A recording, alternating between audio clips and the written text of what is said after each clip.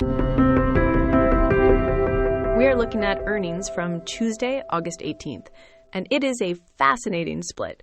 Today we had Hesai dropping humanoid robots into a busy Dairy Queen to serve ice cream, Pony AI rolling out autonomous taxis across Europe, and Home Depot relying on a massive government check to hide a totally frozen housing market.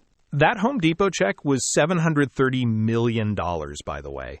So if you just screened today's reports for profit margins, you'd walk away thinking the consumer is perfectly fine and advanced robotics is generating purely organic cash flow.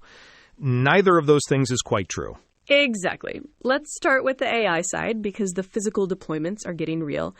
Hesai put a humanoid robot directly into a Shanghai Dairy Queen to prep food right next to human workers.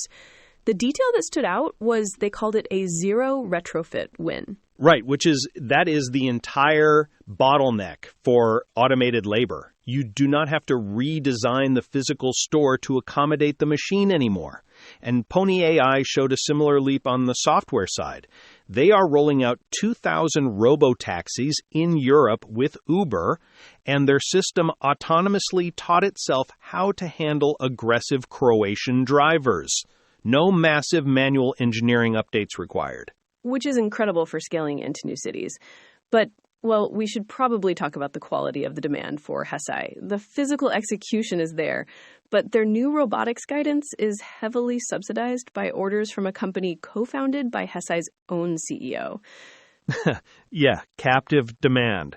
It is a brilliant technical demo, but I'm not treating that as broad organic market adoption just yet. Fair point.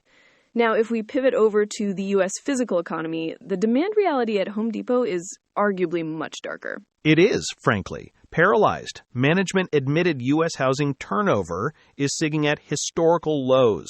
People are trapped by high rates, and the core renovation cycle is completely stalled out. Which brings us to the math, because if I just read their top-level margins today, it looks like they navigated that freeze perfectly. They recognized a $730 million government tariff refund. That's the whole margin story. That one-time payout artificially wiped out their raw material and fuel inflation for the quarter. So the underlying consumer was just too stretched to actually absorb those rising costs. Exactly. The margin expansion was an optical mirage. They did not actually push prices through. Now that the refund is mostly recognized, next quarter is going to show whether that inflation structurally damages their real operating margins. That is absolutely the margin cliff to watch moving into the fall.